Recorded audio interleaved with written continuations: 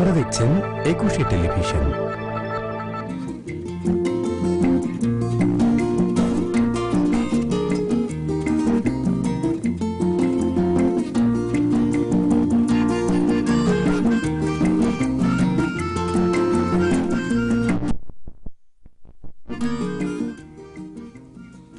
শুভ দুপুর প্রিয় দর্শক, একুশে টেলিভিশনের প্রতিদিনের নিয়মিত সরাসরি সম্প্রচারিত একুশের দুপুর অনুষ্ঠান থেকে সবাইকে আমন্ত্রণ এবং শুভেচ্ছা আপনাদেরকেও যারা দেশের বাইরে বসে একুশের দুপুর দেখছেন। প্রিয় দর্শক, জানিয়ে দিচ্ছি আজ আমাদের সাথে গল্প স্বল্প পর্বে উপস্থিত আছেন জাপান ইউনিভার্সিটি অফ ইকোনমিক্স এর অধ্যাপক মুখলেসুর রহমান। আর অনুষ্ঠানের পুরো সময় জুড়ে আছি আমি সোনিয়া জামান। এবার আমন্ত্রিত অতিথির সাথে গল্প স্বল্প আসুন কথা বলি আমাদের আজকের অতিথির সাথে। শুভ দুপুর স্যার, কেমন আছেন? হ্যাঁ, ভালো আছি। আপনাকে প্রথমে অসংখ্য ধন্যবাদ জানাচ্ছি, আপনার এত ব্যস্ততম সময়ের মধ্যে আমাদেরকে সময় দিতে এসেছেন। আপনাকে ধন্যবাদ এবং একুশে টিভিকে ধন্যবাদ যে আমাকে এ ধরনের একটা সুযোগ দেওয়া হয়েছে। আচ্ছা, শুরুতেই জানতে চাচ্ছি, আপনি তো জাপান ইউনিভার্সিটি অফ ইকোনমিক্স এর একজন স্বনামধন্য অধ্যাপক। অধ্যাপনার পাশাপাশি আপনি বিভিন্ন সামাজিক কর্মকাণ্ডের সাথে জড়িত। তো এটা কিভাবে জড়িত হলেন এই সম্পর্কে একটু জানতে চাচ্ছি। আসলে আমার দুই ধরনের কাজ, একটা হলো বাংলাদেশকে নিয়ে আর একটা জাপানকে নিয়ে। আমি বাংলাদেশের মেহেরপুর জেলা আর একটা অত্যন্ত রিমোট একটা ভিলেজ করমদি গ্রাম, সেখানে আমার জন্ম। আমি যে গ্রামে আমার জন্ম হয়েছে সেখানে ছোটবেলায় দেখেছি যে আমরা স্কুলে যেতাম আর অসংখ্য ছেলে মেয়ে তারা যেত মাঠে। আমি যখন বড় হলাম তখন ভাবলাম যে আসলে একটা দেশের উন্নতির জন্য শিক্ষা এটা অত্যন্ত প্রয়োজন। এবং সত্যিকার অর্থে আমি যখন হাই স্কুলে পড়ি ক্লাস 9 বা 10-এ, সে সময় ওই খড়ের ঘর দিয়ে একটা স্কুলও করেছিলাম, কিন্তু পরে যখন বিশ্ববিদ্যালয়ে গেলাম তখন স্কুলটা নষ্ট হয়ে যায়। তারপর আমি রাজশাহী ইউনিভার্সিটি থেকে সোশিয়োলজিতে পাশ করি। তারপর আমি 1984 সালে জাপান যাই মনবসি স্কলারশিপ নিয়ে, সেখানে কিউশু ইউনিভার্সিটিতে লেখাপড়া করি। তো সেখানে আপনার পিসের উপরে, মানে শান্তির উপরে এশিয়াবাসী কি ভাবছে এইটা নিয়ে একটা সিম্পোজিয়াম হয় এবং সেখানে আমি ইনভাইটেড গেস্ট। আর বাকিগুলো ছিল চাইনিজ এবং কোরিয়ান। তার মানে সেখানে বিদেশি অর্থে আমি একা, আর চাইনিজ এবং জাপানিজের তো সেম কালার। তো সেখানে বিভিন্ন মিডিয়া আমার উপরে বেশি ফোকাস করে। আচ্ছা, তারপর পরবর্তীতে কিছু লোকজনের সাথে পরিচয় হয়, তারা বাংলাদেশের জন্য কিছু করতে চায়। আমার যে একটা স্বপ্ন ছিল, যে বললাম একটা স্কুল আমি বানিয়েছিলাম, সেই স্কুলটা নষ্ট হয়ে যায়, আমি সেখানে প্রস্তাব দিই যে একটা স্কুল আমি বানাতে চাই। এবং তারই সুর ধরে আমরা 1987 থেকে 1989 পর্যন্ত 2 বছরে একটা প্রাইমারি স্কুল করি আমার গ্রামে। পরবর্তীতে সেটা কি মেহেরপুর জেলায়? হ্যাঁ, মেহেরপুর জেলা। পরবর্তীতে আমরা এটাকে সাংগঠনিকভাবে করার জন্য সন্ধানী সংস্থা নামে একটা সংস্থা তৈরি করি। তারপর আমি দেখেছি যে অত্যন্ত ভালো কিছু ছাত্র তারা পয়সার অভাবে লেখাপড়া করতে পারে না। আচ্ছা, আমি ভাবলাম যে একটা মানুষের পয়সা না থাকতে পারে, কিন্তু শিক্ষার যে অধিকার সেখান থেকে সে বঞ্চিত হবে, সেটা তো আসলে আমাদের জন্মগতই অধিকার। হ্যাঁ, কিন্তু সেই অধিকারকে আমি বঞ্চিত করতে চাই না। আমার পক্ষে যেটুকু সম্ভব আমি সেটা করতে চাই। আচ্ছা, এই জন্য আমরা করলাম একটা স্কলারশিপ ফান্ড। আচ্ছা, এখন এই স্কুলটার কি অবস্থা?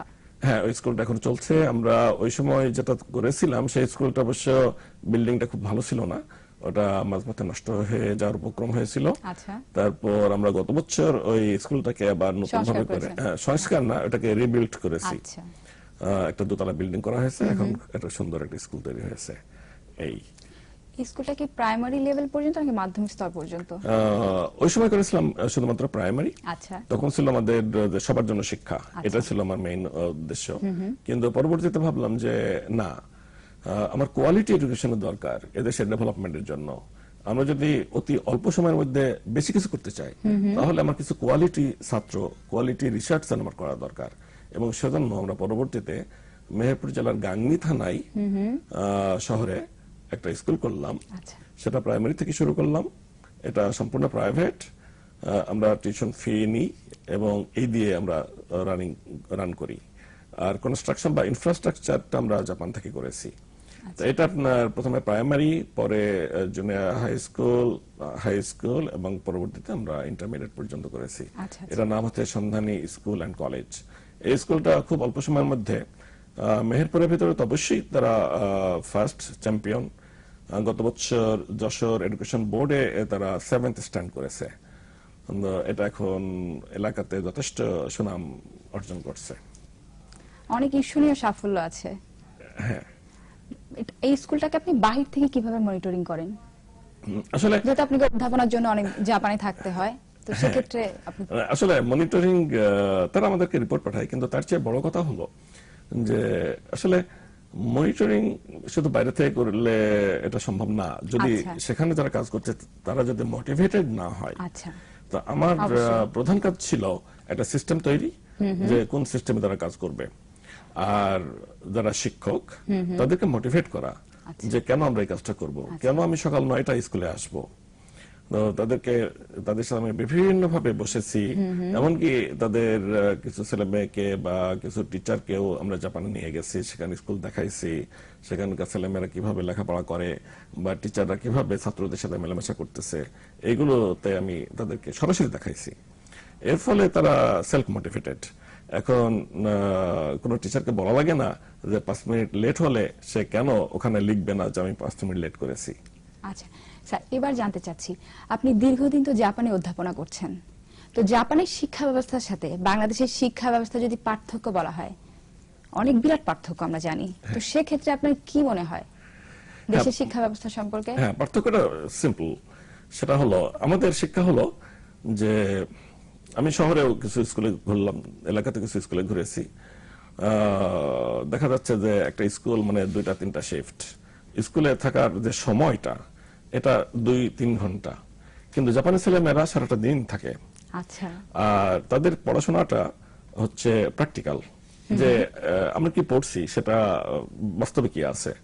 আর আমাদের দেশের যে পড়াশোনাটা সেটা হোমওয়ার্ক বেসড। এখন আমি একটা স্কুলে গেলাম, পড়াচ্ছে পরিবেশের উপরে, ঠিক তখন দেখলাম ক্লাসের রুমটাও অপরিষ্কার, এবং তারা যে পরিষ্কার করে সেগুলো ময়লাগুলো ফেলতেছে ঠিক ক্লাসরুমের বাইরে, দেওয়ালের বাইরে, আচ্ছা, অথচ পড়াচ্ছে পরিবেশ। তো আমি তাদেরকে বললাম যে দেখো, প্রথমে ছেলে মেয়েগুলোকে নিয়ে চলো ওই জায়গায় ময়লা যেখানে আছে সেখানে দেখো সেখানে কি ধরনের ময়লা আছে, সেখানে কোন ধরনের সমস্যা, তারপর আমরা পরিবেশ সম্পর্কে পড়াই। আচ্ছা, এটা হচ্ছে জাপানের সাথে আমাদের পার্থক্য। তারা আগে ছেলে মেয়েগুলোকে ওই সমস্ত জায়গায় নিয়ে যাবে, তারপর সেখানে পড়াশোনা, তারপরে পড়াশোনা। আচ্ছা। আচ্ছা, এবার জানতে চাচ্ছি, জাপানে আমাদের দেশের মেধাবী ছাত্রছাত্রী কিন্তু বাইরে পড়াশোনা করতে যাচ্ছে, জাপানেও যাচ্ছে, প্রচুর যাচ্ছে, তো সেক্ষেত্রে বাংলাদেশি শিক্ষার্থীদের কিরকম সুযোগ সুবিধা পাওয়া যায়, তারা কি ধরনের সুযোগ সুবিধা পাচ্ছে? হ্যাঁ, 2 ধরনের আছে। একটা হচ্ছে হায়ার এডুকেশন, এবং হায়ার এডুকেশনের ক্ষেত্রে সাধারণত বিভিন্ন ইউনিভার্সিটির শিক্ষক, মানে জুনিয়র লেকচারার বা কিছু রিসার্চ ইনস্টিটিউটের হয়তো অফিসার, এরা যাচ্ছে। এরা সাধারণত জাপান গভর্নমেন্টের স্কলারশিপ নিয়ে, বাংলাদেশ গভর্নমেন্ট স্কলারশিপ দিয়ে কাউকে জাপানে পাঠাইছে এই নজির আমি জানি না। এটা সেই স্কলারশিপটা নেওয়ারও 2টা সোর্স আছে। একটা হলো সরাসরি জাপান গভর্নমেন্টের মাধ্যমে, আর এটা হলো যে কোনো একটা ইউনিভার্সিটি রিলেটেড ফিল্ডের একজন প্রফেসরকে সরাসরি লেখা, তার যদি কোনো সুযোগ থাকে সে ওই প্রফেসর হয়তো ইউনিভার্সিটির মাধ্যমে মনবুসতা লিখলো এবং পরবর্তী স্কলারশিপ পেয়ে সে গেল। আর আরেকটা ইদানিং শুরু হয়েছে, সেটা হচ্ছে আন্ডার গ্রাজুয়েটে যাওয়া, ল্যাঙ্গুয়েজ স্কুলে যাওয়া। তো এটা অনেক পিছিয়ে আছি। যেমন আমি জাপানের কিউশু আইল্যান্ডের ফুকুওকা সিটিতে থাকি, সেখানে নেপালি ছাত্র আছে প্রায় 3000, আর বাঙালি ছাত্র আছে সম্ভবত 15-20 জন। তার মানে আমরা এখনো আন্ডার গ্রাজুয়েট লেভেলে অনেক পিছিয়ে আছি। তো এই বৈষম্যটা এত দূর কেন, আপনার কি মনে হয়? এটার পেছনে কিছু রাজনৈতিক কারণও আছে। আচ্ছা। বাংলাদেশের সাথে জাপানের আন্তর্জাতিক সম্পর্কের বিষয়টা কাজ করে। আচ্ছা। আর আরেকটা হলো যে আমাদের দেশের ছেলেরা এখনো জাপানমুখী না হয়ে তারা কিভাবে ইউরোপে যাবে, পশ্চিমামুখী হচ্ছে। হ্যাঁ, পশ্চিমামুখী, এই ট্রেন্ডটা এখনো আছে, তবে একটু চেঞ্জ হচ্ছে বলে আমার কাছে মনে হচ্ছে। আচ্ছা। এই আরেকটা হলো যে জাপানি ভাষা শিক্ষা বিষয়টাও অনেকের কাছে খুব কঠিন মনে হয়। আচ্ছা আচ্ছা, আপনি কিন্তু শিক্ষা প্রতিষ্ঠানের পাশাপাশি আপনি একটা নার্সিং ট্রেনিং সেন্টার প্রতিষ্ঠা করছেন। তো নার্সিং ট্রেনিং সেন্টার প্রতিষ্ঠার পেছনে কারণটা কি? আমরা 1995 সালে আমার গ্রামে একটা হসপিটাল বানাই। আচ্ছা, সেখানে এখন আমরা খুব কষ্টে আছি যে আমরা ডাক্তার পাই না, গেলেও হয়তো 6 মাস 1 বছর থেকে সে ডাক্তার চলে আসে। আচ্ছা। আর নার্সের সমস্যাটা আরো প্রকট। আসলে জানেন কিনা বাংলাদেশের নার্সের সংখ্যা কত? 16 কোটি মানুষের বাংলাদেশের নার্সের সংখ্যা হলো 35 থেকে 40 হাজার, যেখানে জাপানে 12 কোটি মানুষের জন্য নার্সের সংখ্যা হচ্ছে 14 লাখ। বিশাল। হ্যাঁ। আমাদের সাথে এখন আমাদের দেশের আসলে যে কোনো দেশেরই স্বাস্থ্যের উন্নয়নের জন্য নার্সের ভূমিকাটা অত্যাধিক বেশি, ডাক্তারের চেয়ে বেশি নার্সের ভূমিকা। এখন আমরা সেই দিক থেকেই অত্যন্ত পিছিয়ে আছি। তো আমরা কষ্ট করছি এবং মেহেরপুর জেলাতে আমরা একটা সার্ভে করলাম, সেখানে দেখলাম যে সেখানে নার্সের প্রয়োজন হলো 256 জন, অথচ সেখানে নার্সের বর্তমানে আছে তার সম্ভবত 1/4। তো আমরা ভাবলাম যে নার্স তৈরি করতে হবে আমাদেরকে, এবং সেই নিডস ওই নার্স ট্রেনিং স্কুল তৈরির মানে আমরা এই ফিল্ডে কাজ শুরু করেছি। খুব ভালো একটা উদ্যোগ। আচ্ছা, এবার আমি জানতে চাচ্ছি আপনি বলছিলেন যে চিকিৎসকরা কিন্তু প্রত্যন্ত মফস্বল শহরে থাকছে না, তার মানে তার কারণ আপনি কি মনে করেন? তারা কি পর্যাপ্ত তাদের সুযোগ সুবিধাগুলো পাচ্ছে না, অবকাঠামো উন্নয়ন হচ্ছে না, এর জন্য আপনি কারণটা কি মনে করেন? আসলে আর্থিক ব্যাপারটা মনে হয় খুব বড় না। আচ্ছা, কারণ তাদেরকে যথেষ্ট বেতন দেওয়া হয়। আচ্ছা। কিন্তু যে সমস্যাটা আছে সেটা হলো সেখানকার পরিবেশ। একজন ডাক্তার হয়তো সে গ্রামে বড় হতে পারে, কিন্তু একটা বিরাট সময়, দীর্ঘ সময় সে শহরে কাটাচ্ছে বিভিন্ন মেডিকেল স্কুলে। তার মানে শহরের সাথে সে অনেকটা অ্যাকোমোডেট করে ফেলেছে। এখন সে যদি গ্রামে যায়, সে নিজে কাজ করতে চাইলেও বিশেষ করে দেখা যাচ্ছে যে তার ওয়াইফ, যদি সে বিয়ে, ওয়াইফ কিন্তু গ্রামে থাকতে চায় না। কারণ সেখানে নাই কোনো এন্টারটেইনমেন্ট, নাই কোনো ব্যক্তি যাদের সাথে সে একটা পড়াশোনার বিষয় থাকে। হ্যাঁ, বাচ্চাদের পড়াশোনার বিষয়টাও আছে। তো এগুলো আমরা ফেস করি। তো আমাদের সমস্যাটা যেভাবে আমরা এটাকে মিট করতে যাচ্ছি সেটা হলো যে আমরা ওই যে বললাম থানা শহরে একটা স্কুল বানাইছি, সেখানে ডাক্তারদেরকে রেখে আমরা বাই রোটেশনে আমরা গ্রামে পাঠাবো। হয়তো এই অবস্থা যদি আমরা তৈরি করি তাহলে হয়তো কিছুটা সমস্যার সমাধান হতে পারে, কিন্তু সামগ্রিকভাবে তাদের থাকার পরিবেশটা বড় কথা। আচ্ছা, আপনি যে নার্সিং ট্রেনিংটা করেছেন, এই ইনস্টিটিউটটা যে করেছেন, এলাকা থেকে এটার প্রতি সাড়াটা কেমন পাচ্ছেন? হ্যাঁ, আমরা আসলে এখনো এটাকে উদ্বোধন করি নাই। আগামী বছর জুলাই মাসে আমরা এটাকে উদ্বোধন করব ভাবছি।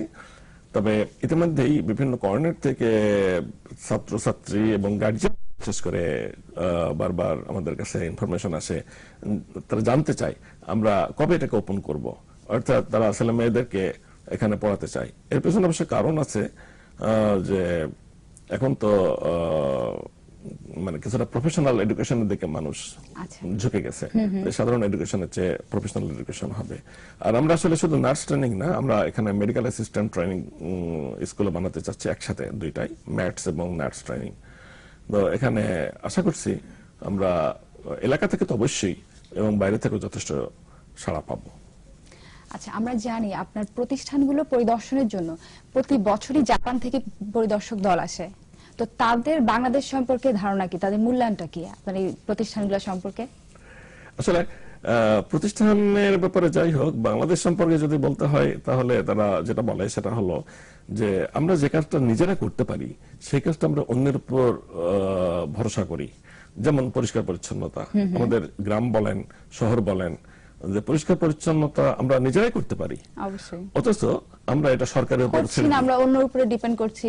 হ্যাঁ, সেটা হচ্ছে নিজে থেকে করলে আসলে হয়তোবা এই সমস্যাটা হচ্ছে না, আমাদের পরিবেশটা আরো অনেক বেশি পরিষ্কার হতো, সুন্দর থাকতো। হ্যাঁ, আমাকে একজন জাপানিজ বলেছিল যে আমি যে জায়গাটা ময়লা করছি সেটা আরেকজন সেটা পরিষ্কার করে দেবে, আমি তার জন্য অপেক্ষা করছি, কিন্তু আমার ময়লাটা আমি পরিষ্কার করলে আরেকজন এসে সেটা ব্যবহার করতে পারে। তাদের সাথে পার্থক্যটা আমাদের এই। আচ্ছা, জাপানিজরা তারা সবচেয়ে বেশি গুরুত্ব দেয় চিকিৎসা নয়, চিকিৎসা আমার যাতে অসুখ না হয়, সে অসুখ না হওয়ার পরিবেশটা তৈরি করাটাই আমাদের মেইন কাজ হওয়া উচিত। এর জন্য আমরা যে হসপিটাল করেছি সেখানে আমরা ট্রিটমেন্ট নয়, আমরা প্রিভেনশনের দিকে বেশি খেয়াল রাখি এবং সেই কাজটা আমরা করতেছি। এটা হচ্ছে জাপানিজ চিন্তা ভাবনা। স্যার কথা বলছি অনেক ভালো লাগছে, আমরা কথা বলতে বলতে অনুষ্ঠানের একদম শেষে চলে এসেছি। তো শেষে আপনার কাছে জানতে চাচ্ছি, বাংলাদেশের আর্থসামাজিক উন্নয়নে আপনার ভবিষ্যৎ পরিকল্পনা কি? আসলে আর্থসামাজিক বিষয়টা হয়তো আমি অত বেশি গুরুত্ব দিই না, কারণ আমি মনে করি যে যদি আমরা শিক্ষাটাকে সামনের দিকে এগিয়ে নিয়ে যেতে পারি তাহলে দেশের উন্নতি অবশ্যই হবে। তো সেই শিক্ষা আমি যেটা অনেকের কাছে হয়তো অনেকে হয়তো জানে, যেমন ইন্ডিয়ার ডেভেলপমেন্ট, এটা আইআইটির ভূমিকা অত্যাধিক বেশি ইন্ডিয়ার জন্য। তো আমাদের দেশে যেমন বুয়েট আছে বা কুয়েট আছে, এরা যথেষ্ট কাজ করছে, কিন্তু সেই সাথে আমি মনে করি যে ইন্ডিয়া যেমন আইআইটি করেছে, আমরা বিআইটি করতে পারি এবং এখানে আমরা যদি কিছু কোয়ালিফাইড ব্যক্তি তৈরি করতে পারি তাহলে দেশের ডেভেলপমেন্ট এমনিতেই হবে। তো এটা একটা বড় আমাদের জন্য একটা হোমওয়ার্ক। স্যার আপনাকে অসংখ্য ধন্যবাদ, আপনার ভবিষ্যৎ সাফল্য কামনা করছি, ভালো থাকবেন। দর্শক কথা বলছিলাম আজকের অতিথির সাথে। 21 দুপুরের আজকের আয়োজন শেষ, আগামীকাল আবার দেখা হবে। সবাই ভালো থাকবেন, শুভ দুপুর।